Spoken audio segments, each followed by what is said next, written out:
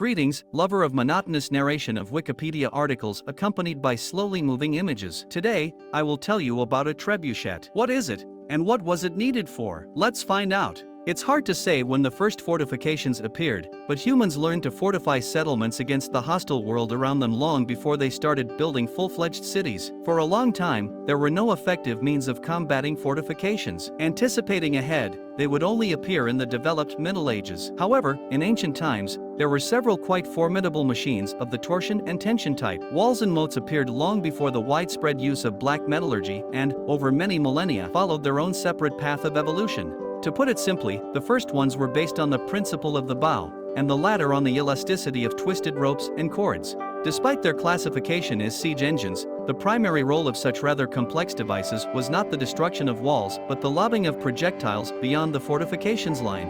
In reality, even in the Middle Ages, the task of most stone throwers can be reduced to causing some internal damage to the fortifications and exerting a psychological effect on the enemy. Around the 5th century BCE in the territory of present-day China, they decide to combine a lever, a long pole, and a counterweight, resulting in a rather interesting machine based on the principle of gravity. In essence, it was much simpler and perhaps even more primitive than the creations of Greek and Roman masters. However, this primitiveness actually became one of its strengths.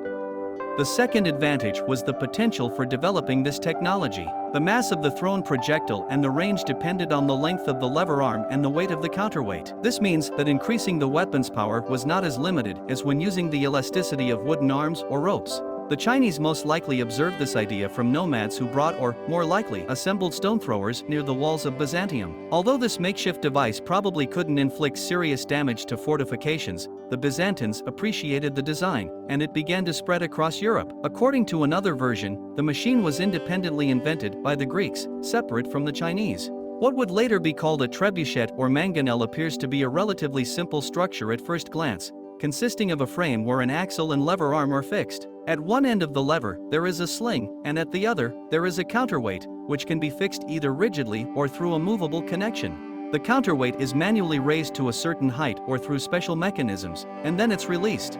The energy transfers into the motion of the lever, which, in turn, accelerates the sling and ultimately sends the projectile toward its target. In reality, recognizing the potential of this construction is not as straightforward as it may seem at first glance. If you invest the time to build, for example, a trebuchet with a 4-meter lever arm and a counterweight around 100 kilograms, this structure will take up a significant portion of your space. However, when you conduct tests, you'll find that the maximum this contraption can achieve is to hurl a building brick about 50 paces, or even less.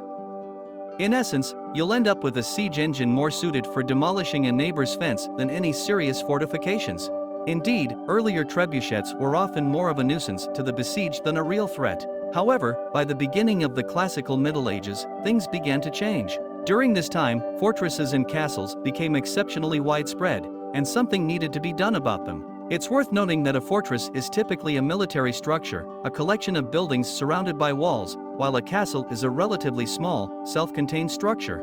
In simple terms, a well-fortified house where a feudal lord resides. Despite the common perception of fortresses and castles as towering structures reaching for the sky, in most cases, their walls were less than 6 meters in height. Strangely enough, the most majestic castles with high walls were typically built in the later stages of the Middle Ages when the significance of these fortifications was less pronounced. Trebuchets became the means capable of breaching such walls. For their time, these were incredible machines. I request a rope weave, a counterweight box made from notes by Villar de Anquiro that had a volume of around 30 cubic meters and, with a counterweight, could have had a mass of 10 tons or more. In total, the combined weight of the structure could reach up to 20 tons. There is information that the best-performing counterweight was cast from lead. However, it's important to understand that since a significant portion of the siege machine was made of wood, and they were not mass-produced items, one can only judge their attributes based on engravings, written sources, and individual elements that have reached us.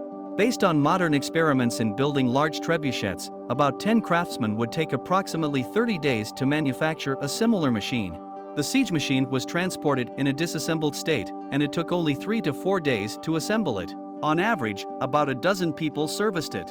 Transporting several tens of tons of structure, including the cast counterweights, with the help of horses was quite a logistical challenge, but such weight was a harsh necessity. The capabilities of this weapon were calculated by the English company Artifacts. However, the very first real tests showed that the company did not account for the friction of the beam on the axle and energy dissipation in the structural elements. With these adjustments, it turns out that a machine with an 8-ton counterweight can launch a projectile weighing 100 kilograms up to 200 meters. A 400-kilogram projectile will only travel a few tens of meters, while a 40-kilogram projectile can reach up to 300 meters. A counterweight weighing 6 tons is capable of launching a 100-kilogram projectile to a distance of approximately 140 to 150 meters. By the way, real tests of such a machine with a 6-ton counterweight and a 12-meter lever were conducted in Scotland.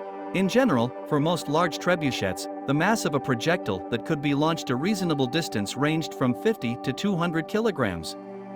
It's worth noting that stone is a dense material. A 100-kilogram granite cube would have sides measuring only 35 centimeters. In 1 cubic meter of stone, depending on the type, there can be 2 to 3 tons, meaning that projectiles, while hefty, were mostly not very large. The idea of huge flying boulders is more fiction than reality. It's also important to remember that the speed of such projectiles was relatively low, and there was no hope of breaching a well-fortified wall with a single throw. To create a breach in fortifications, dozens of hits in the same spot were needed, and achieving this was a combination of luck due to the inherent inaccuracy. Projectiles had to have consistent mass and shape. In reality, the era of trebuchets as siege weapons was relatively short, spanning from the 12th to the late 13th century. In the 14th century, more powerful fortifications emerged, against which siege machines became highly ineffective. Further increasing the size of trebuchets became impractical, and likely technically impossible. Although in the 14th century, these machines continued to be used as before for demolishing internal structures. Sometimes, trebuchets were also used to send back captured messengers or spies into the besieged castle or to return pieces of the defenders. The final blow to trebuchets was dealt by cannons. In the 15th century, a mortar, with a total weight of about 1.5 tons, could fire a 130-kilogram shell up to a distance of 200 meters, with higher initial speeds and greater range for some monstrous examples that launched shells weighing nearly half a ton to distances of 500 to 600 meters. However, there is one particular incident associated with siege machines that had a profound impact on the history of Europe and led to a genuine catastrophe. The beginning of the 14th century was marked by droughts and other disasters, leading rodents to migrate closer to human settlements. In Asia, the bubonic plague broke out. As it turns out, nomadic peoples could spread not only technologies but also diseases from east to west. Incidentally, there is an opinion that nomads suffered less from the plague compared to settled populations due to a more isolated way of life and less contact with rodents.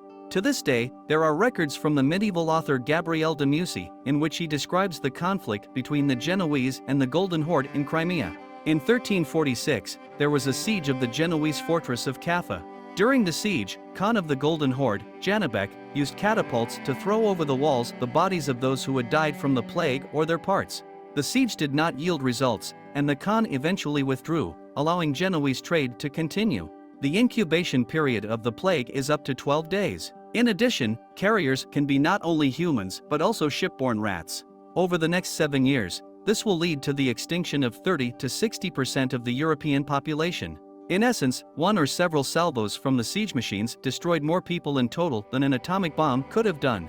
If you like the video, don't forget to subscribe to the channel and like it. You can also write in the comments what new information you learned today.